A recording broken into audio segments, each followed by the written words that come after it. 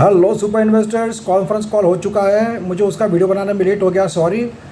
कल भी मॉर्निंग में मेरे स्कूल के टीचर है, रिटायर्ड 76 ईयर्स ओल्ड है, उनको ज़रा अटैक आ गया था। उनके पास कोई नहीं, घर पे अकेले रहते थे, तो उनको डॉक्टर के पास ले जाना वगैरह भागदौड़ चल रही थी। फिर वो दिन भर में एक्टिव नहीं था, कल भी बस 3 सवा 3 बजे एक्टिव हुआ। और आज भी मैं कॉन्फ्रेंस कॉल अटेंड कर रहा था, और ड्यूरिंग द मार्केट आवर्स उसके बाद तुरंत, और उसके बाद में मुझे फिर से उनको मिलने जाना पड़ा, इसलिए लेट हो गया। कॉन्फ्रेंस कॉल में क्या क्या हुआ आइए जानते हैं। और फ्रेंड्स, अगर आपको चाहिए मंडे के लिए जैकपॉट शेयर जो कि 1 डे से 10 डेज़ में आपको 10% का प्रॉफिट दे दे, तो मुझे व्हाट्सएप करके पूछ सकते हो 9545850000 इस नंबर पर। मंडे के लिए भी जैकपॉट शेयर रेडी है। आज भी जैकपॉट शेयर ने धमाल मचाई। और अगर आप चाहते हो आपका पोर्टफोलियो हम लोग मैनेज करें, जो कि आपके पोर्टफोलियो को रखते हैं प्रॉफिट में, तो उसके लिए भी कांटेक्ट कर सकते हो। आपके पोर्टफोलियो से आपको जो भी प्रॉफिट होगा उसका कुछ परसेंटेज आपको हमें देना है। आपको एडवांस में कुछ भी पेमेंट करना नहीं है। ब्राइटकॉम ग्रुप में थोड़ी आज उठापटक हुई, थोड़ा नीचे गया था और फिर से अपर सर्किट में क्लोज हुआ। अभी वो बात नहीं करेंगे। सबसे इम्पोर्टेंट बात है कॉन्फ्रेंस कॉल में क्या हुआ, क्योंकि काफ़ी लंबी कहानी है, वीडियो बहुत लंबा हो जाएगा। आज की कहानी मैं अगली वीडियो में बताऊँगा। 22 रुपीज़ 10 पैसे का लो लगाया था एंड 23 रुपीज़ 65 पैसे का हाई लगाया। अपर सर्किट में क्लोज हुआ अभी, और बाकी अलग वीडियो में बताऊंगा। सबसे पहले बात करते हैं कॉन्फ्रेंस कॉल में क्या हुआ है। कॉन्फ्रेंस कॉल आज हुआ और उसके ऊपर काफ़ी डिपेंड है अगला future movement of the Brightcom group. Conference call की कहानी शुरू की सुरेश कुमार रेड्डी जी ने, जिसमें उन्होंने बताया कि कंपनी सभी क्षेत्र में, सभी फील्ड में काम कर रही है जो कि फ्यूचरिस्टिक है। जैसे कि इनऑर्गेनिक एक्विजिशंस कंपनी कर रही है, मतलब डायरेक्ट एक्विजिशन नहीं कर रही है, जॉइंट वेंचर कर रही है।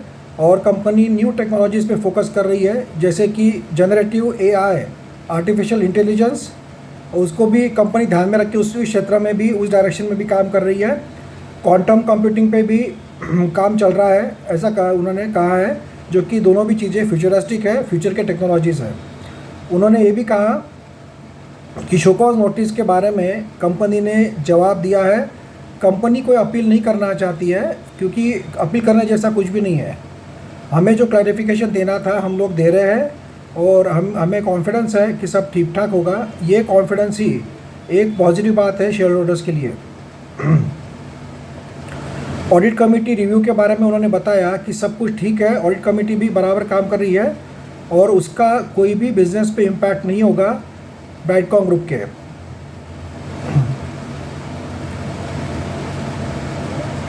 और उन्होंने ये भी कहा है कि जो भी शो कॉज नोटिस में आया है उसके जो भी रेमेडीज़ है, जो भी उसके ऊपर सॉल्यूशंस है, उसके ऊपर कंपनी काम कर रही है।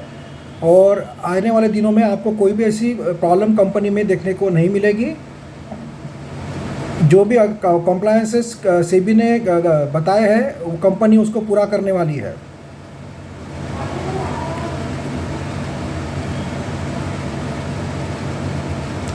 उन्होंने ये भी बताया है कि 27% का जो ग्रोथ है वो भी छोटा लग रहा है उनको।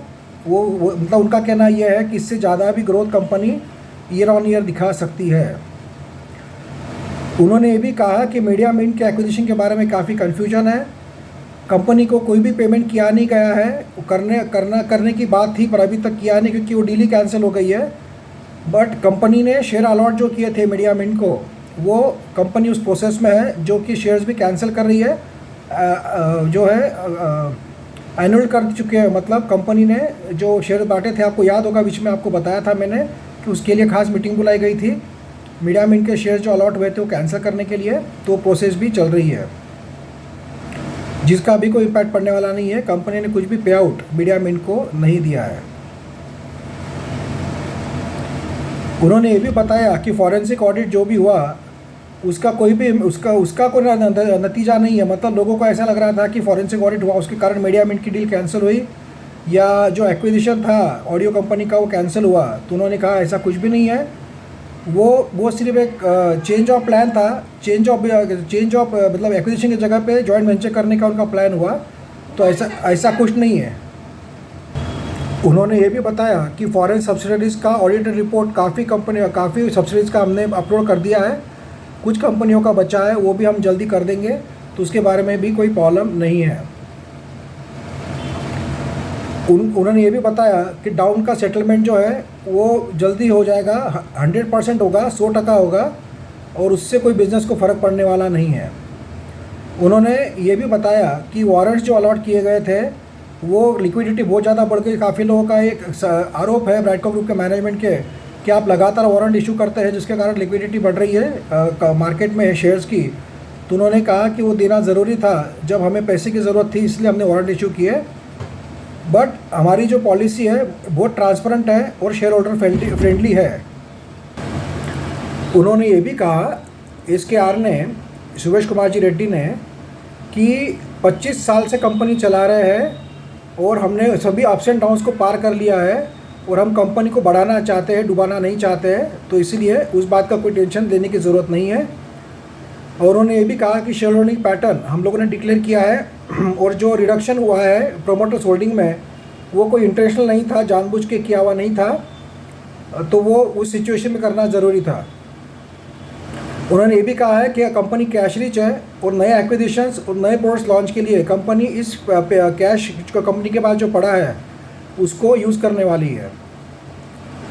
क्यू लैब्स के साथ में जो टाइप हुआ था कंपनी का, क्यू लैब्स जो कि क्वांटम टेक्नोलॉजी के लिए था, वो उसका लैब हैदराबाद में वो जल्दी ही सेटअप होने वाला है और वो भी काम चल रहा है। उन्होंने ये भी कहा कि ऑडिटर्स को कोई भी शेयर दिए गए हैं, जो कि आरोप लगा था शो कॉज नोटिस में कि ऑडिटर्स को शेयर अलॉट किए गए हैं, और उन्होंने उसके बारे में मना किया है कि ऐसा कुछ भी नहीं हुआ है। और उन्होंने ये भी बताया है कि अर्नेस्ट एंड यंग, ये जो पॉपुलर ऑडिट कंपनी है पूरे वर्ल्ड में, वो 46% ऑफ द सब्सिडरीज को ऑडिट करती है, इसलिए भी वो भी एक पॉजिटिव बात है। क्वेश्चन आंसर सेशन में उनको पूछा गया कि जो जेकब निजरी है जो कि ब्राइटकॉम ग्रुप के साथ जुड़े हैं, उनका क्या संबंध है और अगर वो छोड़ के चले गए तो कुछ इम्पैक्ट पड़ेगा क्या। तो उन्होंने कहा है, CFO ने उस पर जवाब दिया है कि उनका जो रिलेशनशिप है वो कुछ सब्सिडीज़ में जुड़ा हुआ है और उनके जाने से फ्यूचर में अगर गए भी तो कुछ फ़र्क नहीं पड़ेगा, क्योंकि कंपनी में उनके बाद में भी काफ़ी मैनेजमेंट के लेवल्स हैं जिसके कारण कोई फ़र्क नहीं पड़ेगा। उन्होंने ये भी कहा कि ऑडिटर स्टेटमेंट अभी हम आगे से हम लोग सभी सब्सिडीज़ का भी रेगुलर पब्लिश करेंगे। और उनको OMS के बारे में क्वेश्चन पूछा गया, OMS जो सब्सिडरी है ब्राइटकॉम ग्रुप की, उसके बारे में पूछा गया था।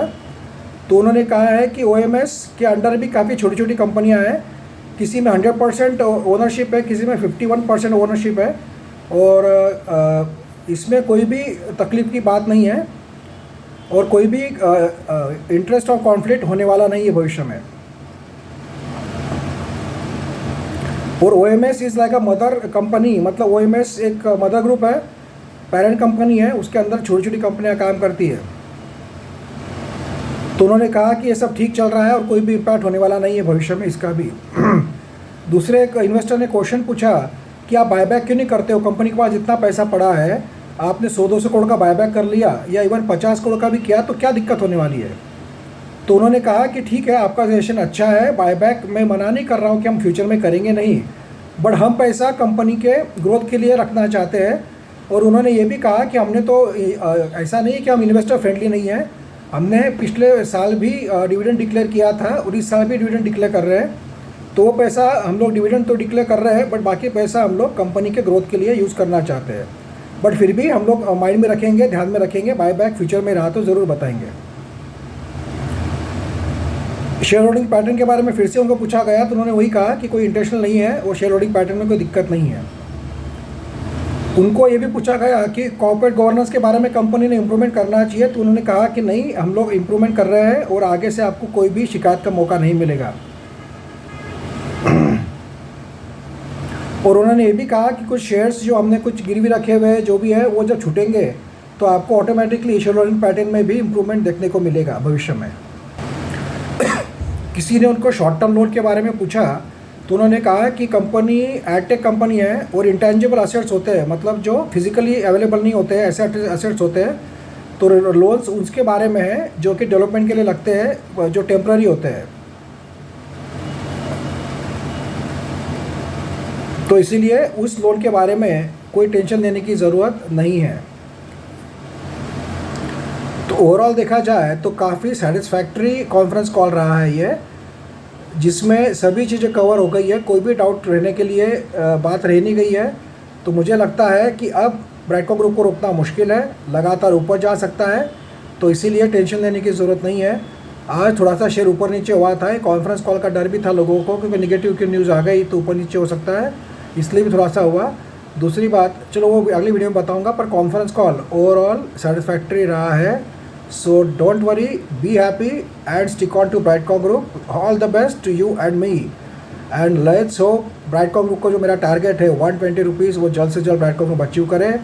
सो टेंशन फ्री रहिए, एंजॉय कीजिए वीकेंड को। कॉन्फ्रेंस कॉल धमाकेदार था, और जो कॉन्फिडेंस था मैनेजमेंट का वो काफ़ी पॉजिटिव था, काफ़ी स्ट्रॉन्ग था जवाब देते हुए। कोई ऐसा कोई भी चीज़ में वो अटके नहीं, डरे नहीं, भटके नहीं। तो यही बात हमें एक्सपेक्टेड थी। पिछले 2 कॉन्फ्रेंस कॉल में थोड़ा मैनेजमेंट के जवाब जो थे गोलमोल थे, डरे हुए थे, बट इस कॉन्फ्रेंस कॉल में ऐसा कुछ भी नज़र नहीं आया और सब बातें क्लियर हो चुकी है और कंपनी अच्छा ग्रो कर रही है। और मैनेजमेंट ने अश्योर किया है सब पॉजिटिव बातें कि कॉन्फ्रेंस कॉल में हमारी जो गलतियाँ हुई है उसको दोहराएंगे नहीं, हम लोग इम्प्रूवमेंट करेंगे। So friends, everything is happy and all is well that ends well. So let's be positive और ब्राइटकॉम ग्रुप। सभी सवालों के जवाब हम लोगों को मिल चुके हैं। आगे भी 1-2 वीडियो बनाने वाला हूँ, उसको देखना, वीडियो लंबा हो जाएगा। बट अभी good bye and congratulations to everyone. Conference call was धमाकेदार। Thank you friends.